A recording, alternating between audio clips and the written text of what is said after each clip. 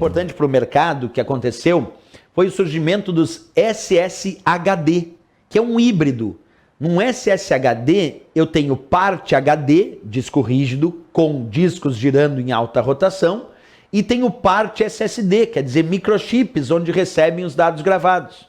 É como se eu te dissesse o seguinte: eu vou pegar um HD, um disco rígido, vou pegar um SSD e vou juntar esses dois num equipamento só. E aí vai surgir um outro dispositivo de armazenamento chamado SSHD, que é um híbrido, porque parte dos dados são armazenados em discos rígidos, magnéticos, então tem armazenamento magnético, e parte dos dados são armazenados em microchips, portanto tem parte do armazenamento eletrônico.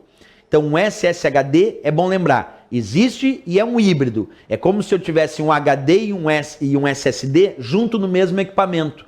Vantagem disso, que eu consigo atingir altas capacidades de armazenamento com um custo não tão alto quanto o SSD, um pouquinho mais caro que o HD, mas com um grande desempenho, porque dados específicos, por exemplo, para a inicialização do meu sistema, podem ficar na parte SSD, e com isso eu vou ter um acesso mais rápido à inicialização do meu computador. Então a vantagem de ter um SSHD é que tu tem uma alternativa de aumento de desempenho, porque parte fica em microchips que são mais rápidos de acessar, de memória flash, e o restante do grande volume de dados vai ficar na parte disco rígido, na parte HD.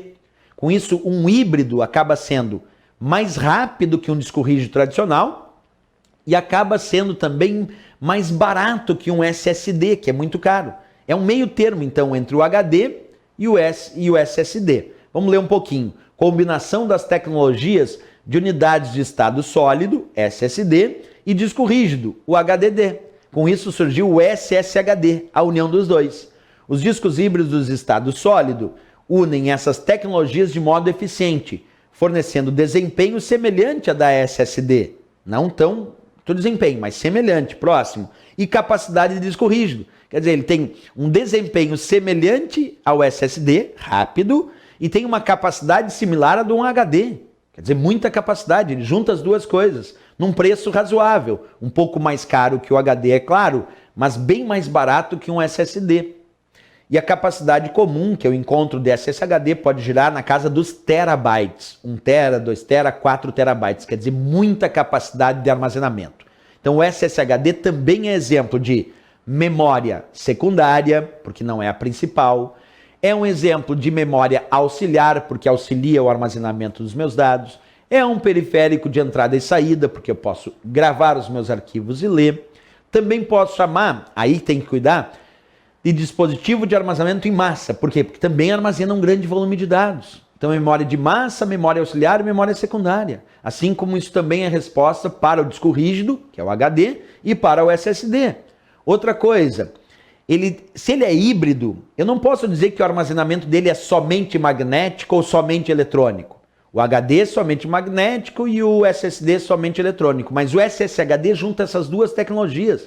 Ele tem parte de armazenamento magnético, em discos que giram a alta rotação, com aquele ímã, com aquele magneto na ponta, gravando e lendo os dados. E parte do armazenamento de dados dele é feito justamente em microchips, armazenamento eletrônico. Então o SSHD está em duas histórias, duas frentes. Armazenamento magnético e armazenamento eletrônico no mesmo dispositivo. Por isso que ele é um híbrido, com as descrições que a gente já deu aí em aula. Bem legal, então, também estudar a história do SSHD.